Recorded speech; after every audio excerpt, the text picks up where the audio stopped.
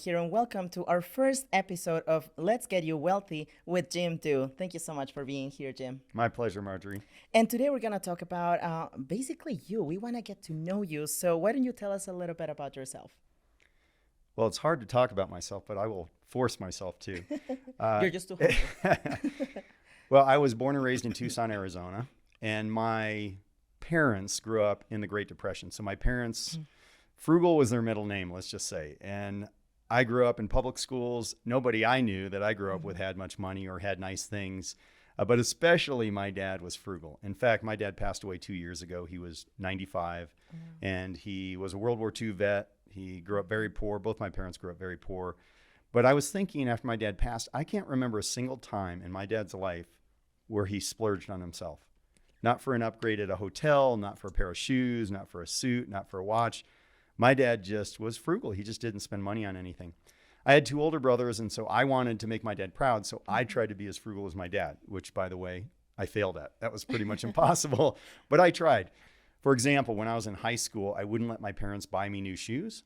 So I had these tennis shoes that had holes on the sides and my socks would stick out. And probably people thought I was destitute, but I was just trying to make my dad proud. I was just trying to do that. And it's interesting. The lesson I learned from growing up that way, and my parents didn't teach me this, I just gathered this from my experience, is that you had to choose in life either to do good or to make money. And those two were separate choices, that you couldn't do both at the same time. So when I got into college, I was good at math. I saw a counselor, and the counselor said, "What do you want to do?" And I said, "Well, I want to make a difference, and I don't care about money." So the counselor obviously said, "You should be a teacher." So I became a public school math and physics teacher right out of college. I did that for 5 years. And after 5 years, I realized I love the kids, but public education in a lot of ways is a broken system. So I started looking for another way I could make a difference using numbers, and I found financial services. So this was almost 30 years ago, and fell in love with that idea of helping people through building wealth and that kind of stuff. Well, 4 years after I ventured into financial services, I realized that's a broken system too. It's really run by brokerage firms, insurance companies, and banks. So I had this huge argument with my manager in 1999 about products and services that they were pushing down the retail channel that I didn't think were necessarily the right thing for clients.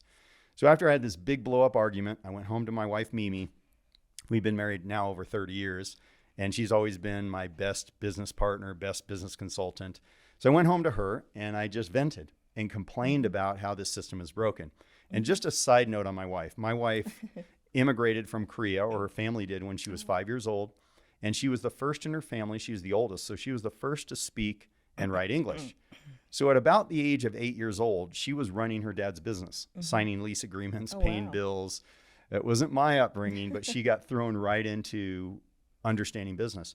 So after I vented to my wife, Mimi, of how the system is broken and how I can't work in the system, she shrugged her shoulders and said, "You need to start your own company."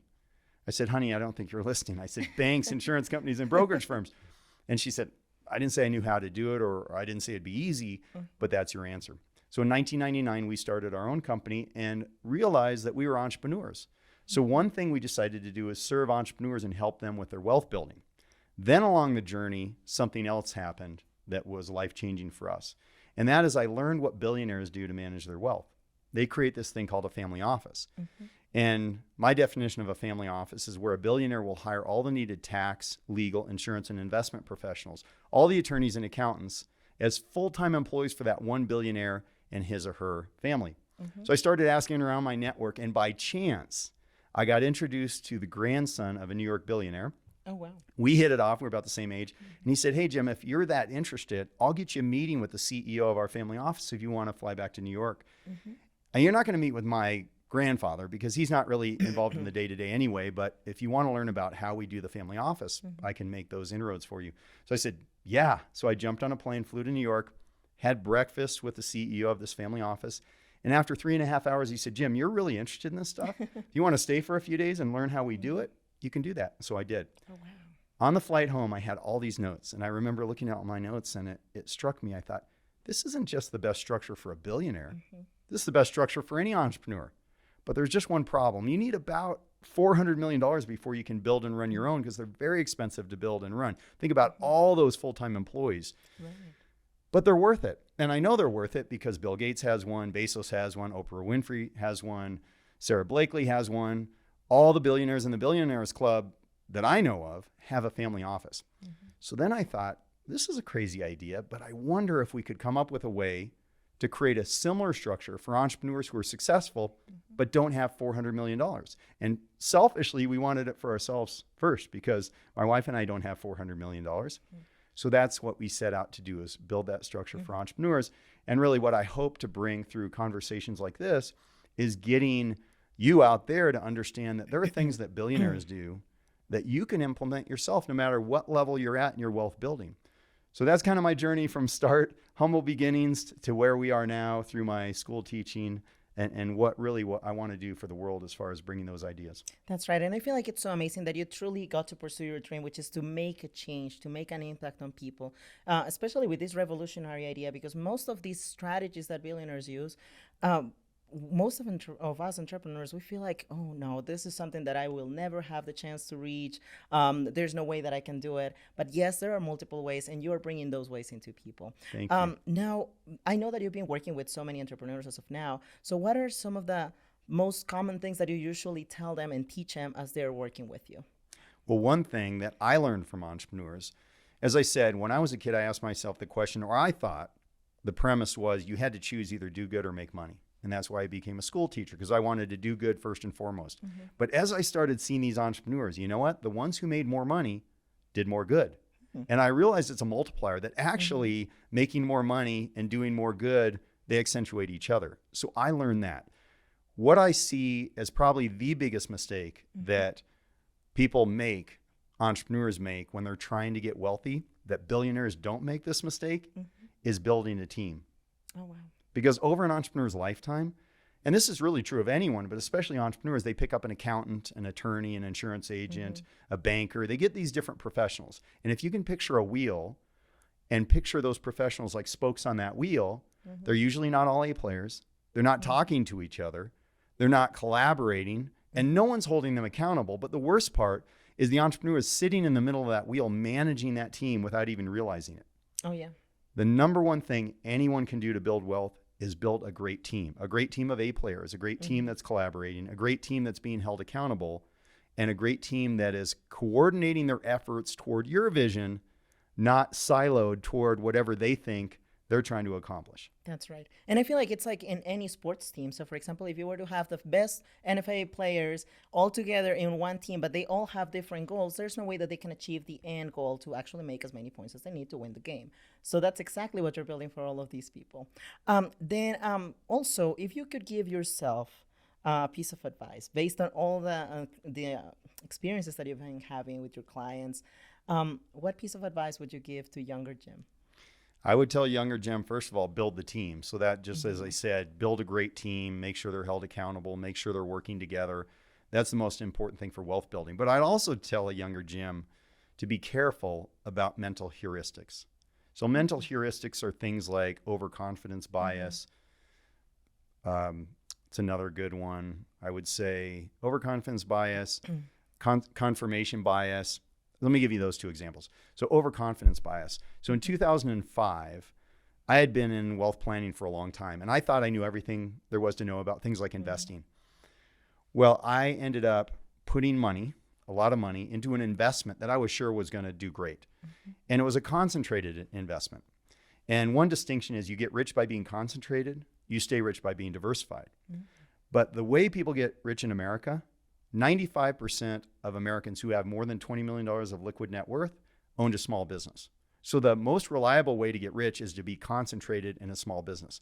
However, a lot of people put money outside of what they control, like their business, into a concentrated position. Think crypto, where people would put so much money in one coin, and then things turn south and they lose more money than they can handle.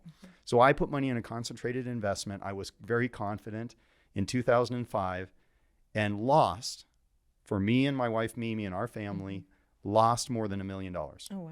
Now, $1 million is a lot of money today. Think about how much that was in 2005. So that was a painful experience, but that's because I had overconfidence bias. Richard Feynman was one of the greatest physicists that ever lived in America. And he said, principle number one is don't fool yourself. And you're the easiest person to fool. So I was fooling myself. So what I tell myself now and what I would have told my younger self is you're not that smart. And I do this when I'm looking at investments for myself or for other entrepreneurs. I always check myself and I say, Jim, you're not that smart. Why do I do that? Because it's easy to think we're so brilliant at predicting all these things that are going to happen, but we're not. Nobody can predict. And whenever I hear people tell me that they talked to someone who said, this is what's going to happen in the real estate market in the next 12 months or the stock market in the next 12 months, those are just opinions because nobody can know for sure. And the more confident they are and the more sure they are, the more I know that they're susceptible to overconfidence bias. That's right. Another one is confirmation bias, another big one that I would tell my younger self. And that is once you have something in your mind that you think is right, you look for things in the world that confirm what you believe, not things that deny what you believe. So one example is, let's say you buy a car. So I bought a Tesla a few years ago. And as soon as I bought my Tesla, it's kind of a metal gray color. Guess how many Teslas I saw on the road? I was like, everybody has a Tesla. It looks just like my Tesla. I thought I had this unique thing. Why? Because now in my mind, I'm thinking about Teslas and I'm looking for Teslas on the road. They haven't doubled the number of Teslas in the week I bought my Tesla, but because now I have that confirmation bias. And so when you're making any decision, you want to be aware of your confirmation bias and ask yourself some questions. Questions are the key to good decisions. So I would ask myself something like, what don't I see here? What could go wrong? If I were going to have the opposite belief of what I have, what would that be? And why would that make sense? Why could that be right? So I'm triggering my brain not just to go, you're right, you're right, you're right. And by the way, this is true of all kinds of things in life. When you get in arguments with your family or your friends, or when you have political divides, understanding the other side will not only help you better if you're trying to argue, but it will also help you think more clearly and make good decisions. So I would tell my younger self, be careful about being overconfident. Be careful about confirmation bias because your brain naturally will trick you that way. That's right. Thank you so much again, Jim. And thank you to our audience. So there you have it. We are super excited to start working with you and to learn more about your story and how we can bring financial education into everyone, no matter what their level of income is. Thank you so much again. And thank you to our audience. We're going to see you in the next episode. Bye-bye.